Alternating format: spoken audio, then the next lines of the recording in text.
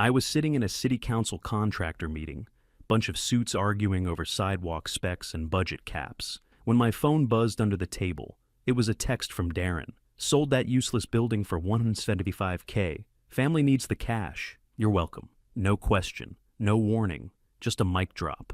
I froze. The guy next to me was asking about concrete thickness, and I was just staring at my screen like it had punched me in the face. That useless building, that was mine. The same one I bought 7 years ago when the west side was still boarded up and half abandoned. Back then, people called it a dump. Now, it was pulling in over 120 grand a month in rent. Property value, $7.3 million. Darren had no idea. Hell, none of them did. As far as my family was concerned, I was just Lou. 58 years old, drove a beat-up Ozu 2 Silverado, ran a handyman business that never seemed to go anywhere. No one asked questions. They saw the pickup, the scuffed boots, the beat-up hands, figured I'd peaked around 1997. They didn't know that my so-called handyman work was just cover, that I'd been buying up commercial lots since 2012, that I owned 12 buildings and managed all the maintenance myself to keep costs down, that the west side, the side they used to laugh about, was mine now. But Darren had gone and sold one of them, without asking, without even knowing what the hell he was touching. I felt the heat crawl up my neck. My ears went red. Everyone around me was flipping through zoning maps while my lawyer brain kicked into gear. Quiet, methodical, brutal. What did he use to sell it? He didn't have access to anything official. At least, he shouldn't. And who the hell did he sell it to? Who gave him money? How far had this gone already? I glanced around the room. Nobody noticed anything. Just city folks droning on about public sidewalk bids. I kept my mouth shut, picked up my pen, went back to the map in front of me like I gave a damn about whether the curbs were granite or concrete. But inside, I was already lining up shots. Quick note, before we get deeper, share which city or country you're watching from. I didn't answer Darren's message. I didn't need to. Not yet. I just powered off my phone, leaned back in my chair, and started planning how to burn my own brother to the ground. I pulled up to the house at 6:05, 5 minutes late, and it was already a parking lot. Darren's oversized Audi was crooked across 2 spots like he owned the place. Logan's boring silver Hyundai was boxed in behind him. I slid my truck in along the curb, slammed the door, and walked up the driveway slow, letting the cool October air settle the heat still crawling in my chest. Inside, the noise hit me like a wall. Dad had the TV on full blast, some political blowhard screaming about interest rates. Mom was at the stove, apron on, wooden spoon in hand, stirring her signature beef stew like she was in some cooking show trance. And Darren was already holding court in the dining room, like he'd won the lottery. "Closed the deal this morning," he said, voice raised just enough to be heard over the TV. 175, clean and fast. That place was a ticking time bomb. No roof, no plumbing, just sucking up taxes. Not anymore. Family's got some breathing room. Logan nodded, like he even knew what the hell Darren was talking about. Marie, standing next to him with her wine glass tilted like always, chimed in like she was part of the plan. "It's a blessing," she said. It was just sitting there, falling apart anyway. I walked straight to the table, pulled out a chair, and sat down hard. Everyone looked at me like I'd farted during prayer. I stared at Darren. "How exactly did you sell a building that wasn't yours?" His smile twitched, just for a second. That little tell he's had since we were kids, like the corner of his mouth knew he was full of crap before his brain caught up. "I mean, technically, Dad had given me that old power of attorney form back when I was setting up the LLC. And since no one was doing anything with the property, you forged my name," I said, flat. "On the deed." That shut him up. Marie stepped in like I was being dramatic. "Lou, it's not like you were doing anything with it. It's not even in good shape. You've never even seen it, Marie," I cut in. "None of you have. You all just made the decision without me?" Darren raised his glass. It was a tough call, but somebody had to do it. I stood up, real slow. "That building's worth millions," I said. "You sold it for peanuts thinking you were doing me a favor." The room went dead silent. Logan looked at Marie like she might have the right face to wear for this. Mom kept stirring like she hadn't heard a thing, but her hand stopped moving. Dad finally turned down the TV, but didn't say a word. Darren laughed, a weak, shaky little sound. "No way. That dump? You're making that up." I pulled my phone out of my jacket, scrolled, and tossed it on the table. Up came the rent roll, 12 tenants, all current, monthly totals right at the bottom. I swiped again. Tax records. My name, bold, black ink. Clear as day. You're looking at one of the most valuable corners on the west side, I said. And you threw it away like a scratch lotto ticket. Marie stepped back like I'd slapped her. Logan just stared at the phone, not blinking. Darren's face turned blotchy, ears going pink. You never said anything, he muttered. You just let everyone think. Exactly, I snapped. Because I didn't need your approval. I was working while you were playing office with Dad's money. Mom finally spoke, voice low. Why would you hide something like that from your own family? I turned to her. Because the second you all think there's money, suddenly everything becomes a group decision, like this. She didn't respond, just went back to her stew like it had answers. I picked up my phone and headed for the back porch without another word. Darren reached out like he was going to say something, but stopped halfway. I was already out the door. I stepped onto the porch and shut the door behind me. The sound of forks clinking and fake laughter carried through the glass. Inside, they were still eating like nothing had happened. Out here, the air was sharp and cold, and I could finally breathe. I pulled out my phone and called Dennis. He answered on the second ring. What's going on, Lou? My brother just sold one of my buildings, I said, without permission. Claimed he had power of attorney. Dennis didn't even pause. That's grand theft, Lou. Straight up felony. Maybe more than one, depending on what paperwork he faked. I could hear papers flipping on his end. Dennis had that calm, surgical tone that only got sharper the more serious things got. Send me the parcel number and the closing info if you have it. I'll text it, I said. He sold it for $175. It's worth over $7 million. Dennis whistled low. Jesus Christ. Okay. Give me 20 minutes. I hung up, sent everything, and stared at the dark yard. The kitchen window glowed behind me, silhouettes moving around like a bad shadow play. Darren pouring himself another drink. Mom pretending to tidy. Marie whispering. My phone buzzed again. Dennis. Got it. He used a power of attorney from your dad's old paperwork.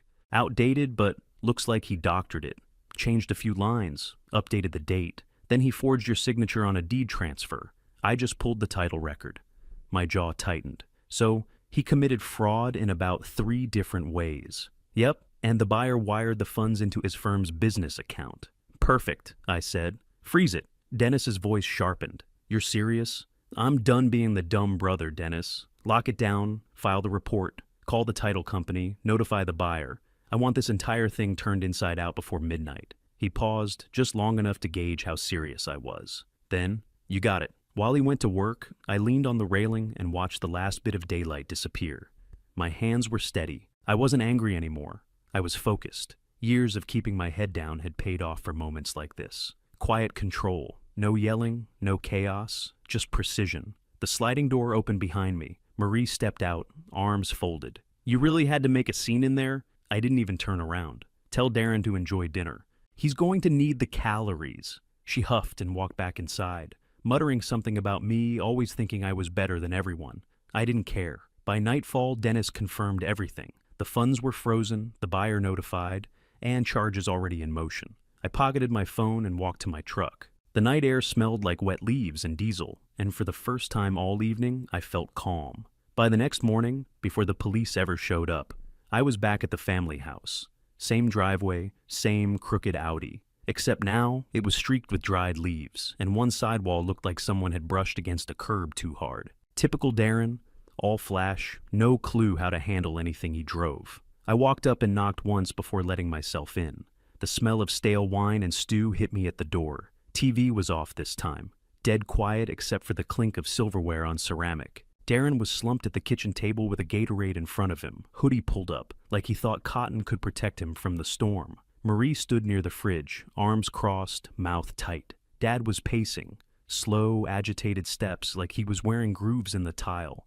No one said anything when I stepped in. I pulled out a chair and dropped a folder on the table. Nice and slow. That building, the one you sold for peanuts? I said, looking right at Darren. It's mine, paid off, clear title. You already know what it's worth. Darren blinked, face pale and puffy. That can't be right. That place was half abandoned. 7 years ago, maybe, I said. Now it's leased out to 12 tenants, renovated, upgraded, and you signed it away like a moron. Marie scoffed. Come on, Lou. If it was worth all that, why wouldn't you say something? I flipped the folder open, pulled out the tax records and slid them across the table. Because I knew exactly what would happen if I did. She looked down, skimmed the page. Her eyes went wide, and then her jaw locked. Logan peeked over her shoulder, face going pale. I didn't even bother acknowledging him. He looked like he wanted to evaporate. Property's been in my name since 2016, I said. Every upgrade, every permit, I handled it. Quietly, legally, alone. Dad stopped pacing. You should have told us. Your family. I turned toward him. Family doesn't forge signatures. Family doesn't lie. And family sure as hell doesn't sell off something they don't own. Darren slammed the Gatorade down. All right, I screwed up, okay? It was a mistake. But it's not like anyone got hurt. I laughed once sharp. You don't even know how deep you're in, do you? My phone rang. I didn't even look at the screen before answering. Yeah? Dennis's voice came through, calm but tight. Title company's suing your brother. So is the buyer, civil and criminal. Police are already en route to his address. I held the phone out just slightly and repeated, Police are headed to your house, Darren. Right now. You're about to be arrested for felony fraud. 2 lawsuits on top of it. He went sheet white. For a second I thought he might puke. Marie stepped forward, hands out. Lou, don't let it go this far. Please. He's your brother. No, I said, cutting her off. He's a grown man who committed a felony. And you stood there last night, celebrating him like he just saved the family farm. You could stop this, Dad said, voice low. You've got the connections, the money. I looked him dead in the eye, and I earned every bit of it, while you funneled cash into Darren's little fantasy firm and pretended I was just the family screw-up. Darren stood, fast and shaky. You can't let me go to jail. I didn't know. I swear, Lou. A knock hit the door. 3 sharp bangs. Mom screamed from the hallway. What's going on? I opened the door.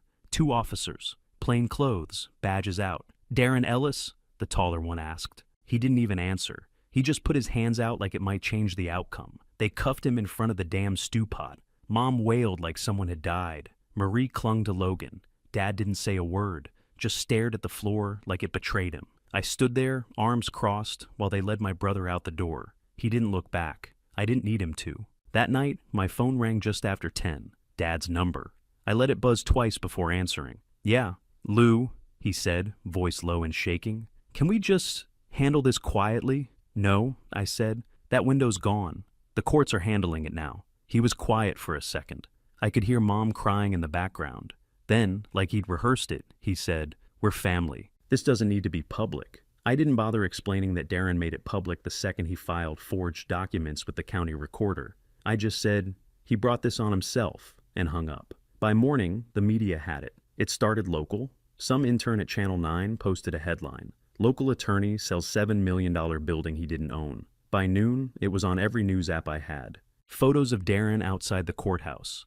Blurry screenshots of the building. One reporter dug up an old quote from his firm's website where he bragged about protecting property rights. The internet didn't miss the irony. By the end of the week, Darren's law license was under emergency suspension. His clients dropped him like a hot grenade. One of them posted a video calling him a fraud, said he wouldn't trust Darren to notarize a birthday card. That one went viral. Marie called me crying. Logan found out they were listed as co-signers on Darren's office lease. $6,000 a month. He said it real calm on the phone, but I could hear the panic under it. He never told us, Logan said. Marie's name is on all of it. What happens now? You talk to a lawyer, I told him. One that's not related to you. Days later, I heard through Dennis that Dad tried to reach the DA's office.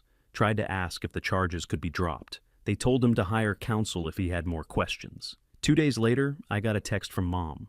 No words, just a photo of a news clipping and a crying emoji. I didn't answer. Found out from Dennis that Darren had used some of Dad's collateral, their house, to secure a line of credit 2 years ago. Dad had remortgaged it twice to help fund Darren's startup. Everyone had been betting on him like he was the golden ticket. Now, the ticket had caught fire.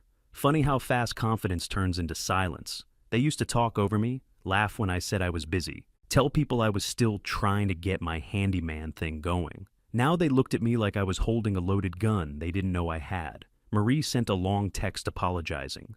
Logan tried to call. I didn't answer either. I wasn't angry, not anymore. Just done. They weren't asking how it happened. They were just pissed I didn't jump in to clean it up. Like I was the bad guy for not tossing them a parachute after they cut the wires. That was the part that stuck with me the most. Darren had forged my name, sold my property, humiliated me in front of the whole family. And somehow, I was the villain for letting him drown in the mess he made. They didn't want justice.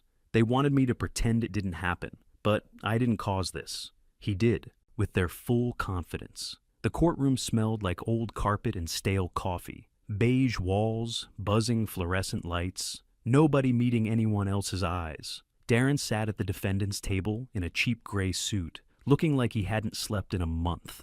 His tie was crooked. His hands shook every time he touched the table. I sat behind him, front row, arms crossed. The judge didn't waste time. She read the charges off like a grocery list. Fraud, forgery, wire fraud, real estate theft. Then she hit him with the deal. 10 years probation, no jail, but full restitution. $7.3 million at $2,200 a month. She even did the math out loud. That puts full repayment at around 275 years, give or take. I didn't smile. I didn't move. Just stared at the back of Darren's head while the courtroom stayed dead silent. Outside, in the hallway, Dad pulled me aside fast, like he thought we were in some spy movie. "Lou," he said, gripping my arm. "Come on, this doesn't have to go on. You can make it go away. A wire transfer and it's done." I yanked my arm back. "You think I'm paying off his mess? You could. You've got the money." "That's not the point, Dad," I snapped. "He stole from me, lied to all of you, and you're still out here treating it like a parking ticket." Dad looked tired, like all the years he spent betting on Darren had finally caught up to him. "He's still your brother." "No," I said. "He stopped being that the day he put my name on a forged deed." Marie was waiting by the elevators. Logan stood behind her like a statue. She didn't even say hi, just went straight for it. "You could have helped. You chose to let this happen. That's spiteful, Lou." I looked her dead in the eye. "No, spiteful would have been letting him sell every building and watching you all burn. This is mercy." She turned red and looked away. Logan stepped forward, cleared his throat. "Thanks for canceling the office lease.